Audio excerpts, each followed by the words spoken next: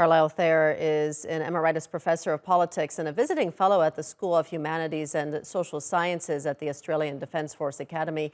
He joins me now live from the Australian capital, Canberra. Professor, what are your expectations for this defence ministers' meeting in Germany? What kind of support might be agreed on? I think in the end that Germany will acquiesce, and we just heard there are a variety of options available on that. It was holding out, in other words, to get the U.S. to commit. The Abrams tank just cannot be given its chalk and cheese in terms of logistics, has already been noted. In other words, we expect already 14 members of NATO and individual countries have already upped the ante. So the pressure's on Germany, and some countries that have received the Leopard tanks have said they will give it to Ukraine without asking permission from Germany. So I think there'll be a consensus going forward. Now is not the time to show weakness towards Putin. Yeah, as far as that, we know that Germany has said it will send tanks, but only if the U.S. does, and you went into that a bit. But Poland is saying it is ready to take non-standard action if Germany opposes sending the Leopard 2 tanks to Ukraine. As far as showing weakness, are we already seeing a disconnect in NATO on how to continue sending support to Ukraine?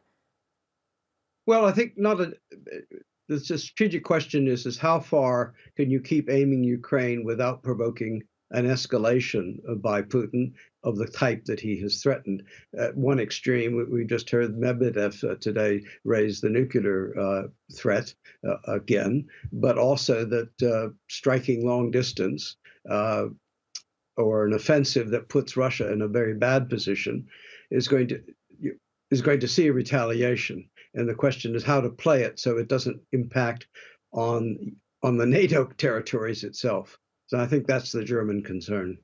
And Russia says that the continued support is extremely dangerous. I mean, how realistic is it, though? I mean, it's one thing to say it, but quite another to actually carry out with these threats that we hear from Russia. How realistic is it that this continued support will actually lead to an escalation? But also, I want to know how much does this push back opportunities for diplomacy? Well, diplomacy is going to be side railed because both sides, Ukraine is planning an offensive in the Zaporizhzhia region come the spring, and we have now intelligence reports pouring out that the first training cycle of the recruits they'll be sent to the front line, and Russia's also planning an offensive. And this is going to be brutal. It's going to be consuming of lots of equipment and ammunition, and it's going to kill lots of people, military and civilian.